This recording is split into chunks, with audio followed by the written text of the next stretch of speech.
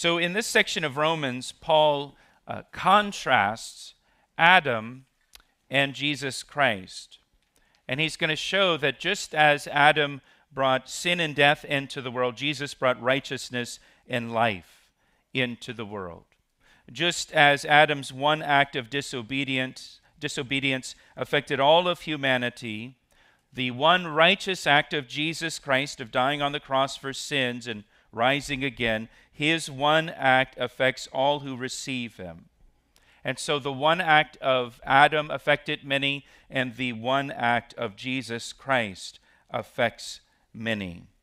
Over in 1 Corinthians chapter 15, if you're taking notes, 1 Corinthians 15:21, it says, "For since by man came death, by man also came the resurrection of the dead. For as in Adam all die, even so in Christ all shall be made alive," for those who put their trust in Christ. In Adam we all die. In Christ we are made alive. I think one verse here that summarizes the whole passage is verse 19. "For as by one man's disobedience many were made sinners, so also by one man's obedience many will be made righteous." And that's the point that Paul makes here in this section of Romans. But before we dig into the text, I want to point out several important facts that we see in the text. First of all, Paul inseparably connects Jesus to Adam. Paul connects Jesus to Adam. Paul's argument is that Jesus came to rectify the damage caused by Adam's sin. And so the Apostle Paul believed Adam and Eve were real historical people. Paul believed Adam was the first human, that there were no humans before Adam. Paul regarded the Genesis account of creation and the account of the creation of Adam and the sin of Adam in the Garden of Eden as real, historical, literal events that really happened.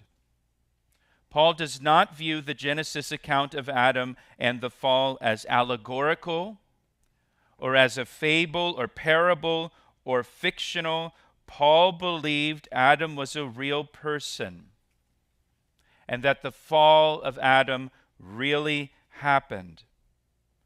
We also see in the text that Paul believed Adam's sin in the Garden of Eden was the first sin, and through Adam's sin, death entered the world. That's stated clearly in verse 12. So previous to Adam's sin, there was no death into the world. Death did not exist.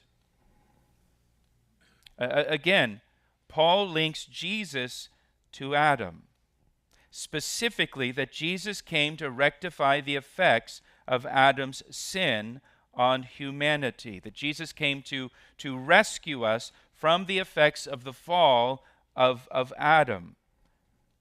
And so Paul's whole point here hinges on Adam being a real person, a real historical person. If Adam was not a real historical person and the first human, then the reason Jesus died on the cross is nullified. It's destroyed. If the story of Adam is just a fable and not real, then the gospel becomes a nonsensical story. That means that Jesus came to rescue us from a fall that never actually happened by a person who never actually existed. And so Jesus saved us from a fairy tale. Right? If Adam's not real, you can insert any fictitious character into this story. He came to save us from the sin of Darth Vader.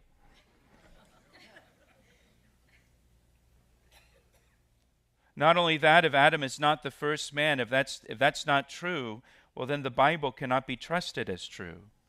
Because the Bible claims Adam was the first man, and more importantly, here in the text in Romans 5, the text claims that Jesus came to save us from sin and death that was caused by Adam.